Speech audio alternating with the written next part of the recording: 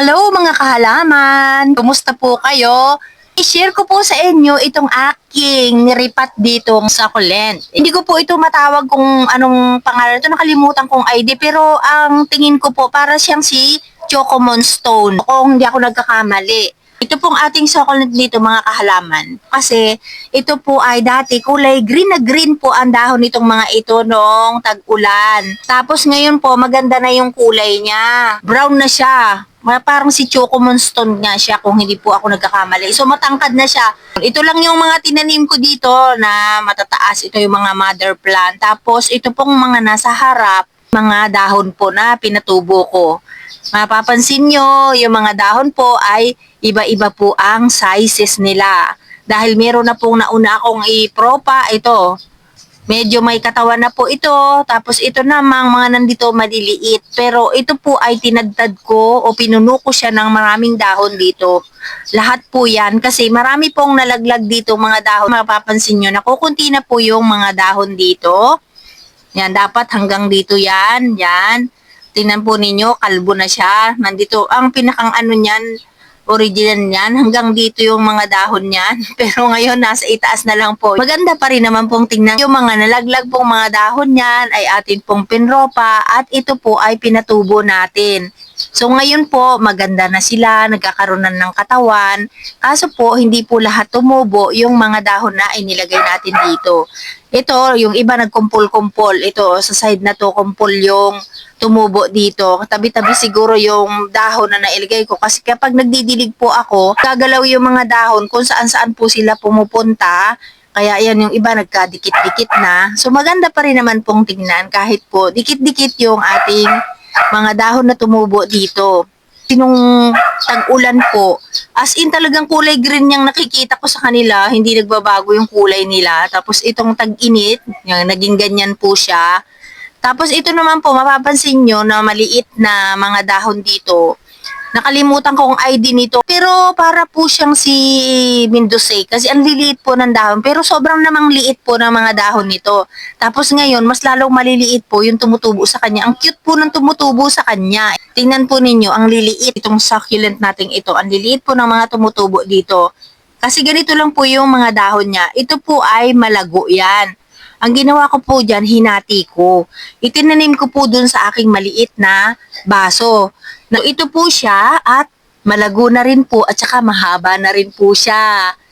Ito po, yung sinasabi ko sa inyo.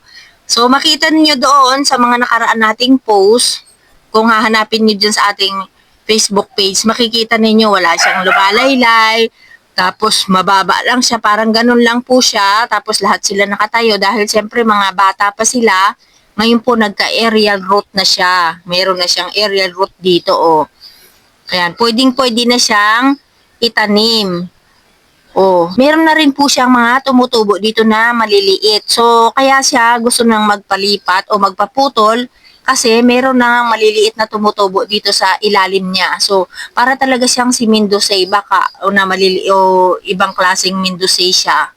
Ayan, makikita po ninyo, napakatindi po ng init dito sa aking garden.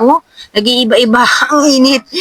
Ano ba't kaya? Sa camera ko siguro. Ayan, ilayo natin. Ganyan na po siya ngayon, mga kahalaman. At ito po ay parang 3 to 4 inches lang itong ating pat na pinagtataniman. Ganun lang po ito. Titingnan ko po kung dating picture nito para makita natin yung pagkakaiba niya noon at ngayon. Napakaliliit ng dahon niya. Wala pa sa 1/4 ng ating Mendoza.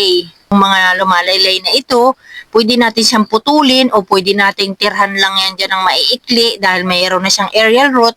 Nagpapaputol na siya. Dito nakikita na natin na meron na pong tumutubo na maliliit. Kaya dadami pa itong mga ito. Ay, ang cute niya dito.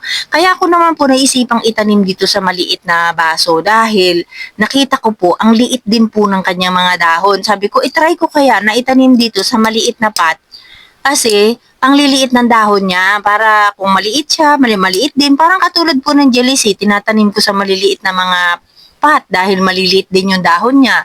So kahit saan po, pwede nating itry na itanim yung ating mga succulent kung saan siya maganda. Tapos ito po ay may butas. Ayan o. Isang butas sa gitna dahil maliit lang naman po itong ating pot na to. At nakita ko naman siya, cute siya dito. Kaya hindi ko na siya inalis. So gagawin natin dyan, cut lang ng cut kung hahaba. Ganda rin niya kasi bumababa na po siya Lumalaylay na po itong ating mga succulent dito Cute. Titingnan ko, kasi pwede ko naman siyang ipatong lang, tapos lalaylay dito yung mga ganyan. Ang ganda siguro. Pwede ko rin naman siyang ikat. Di kahit ano pwede natin gawin dito. So, hindi ko pa ito na-try na walang butas. Kasi yung jealousy lang yung na-try ko na walang butas. Kung tumaas naman po ito, mga kahalaman, ay kukuha pa rin ako dyan ng mga dahon. Mapuno natin ng ganito, maganda po. Ito naman siguro ay tatanggalin ko, bubunutin ko at ililipat kung mapupuno na natin ito. So, dadagdagan natin yan ng iba pang mga dahon. Ganda ng ating succulent dito sa kung hindi ako nagkakamali kung Chocomon siya. Lalo na kapag napuno ko po yan, is mas maganda po silang tingnan kapag punong-puno na sila na puro ganito ang nakatanim. Tapos, ang ganda ng kulay niya ngayon.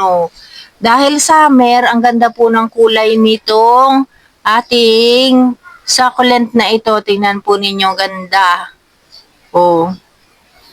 Pag nagtag-ulan po yan, magiging green na naman po lahat yan katulad po nung tag-ulan. Mabilis pong lumaki yung ating mga succulent, lalo na po kapag mainit yung panahon. Kasi may kanya-kanya tayong pag-aalaga. Tingin natin is mabilis silang lumaki. Pero ako kapag summer, doon po ako talaga nagpo-propa, doon ako nagtatanim, doon ako nagpapa-air dry ng mga dahon. Ganda ng kulay niya. Nangingibabaw ang kulay nila kapag summer. Talagang lumalabas yung mga kulay nila kung ano talaga yung pinaka-original niyang kulay. Mga kahalaman, maraming pong salamat sa inyong panonood. Bye-bye!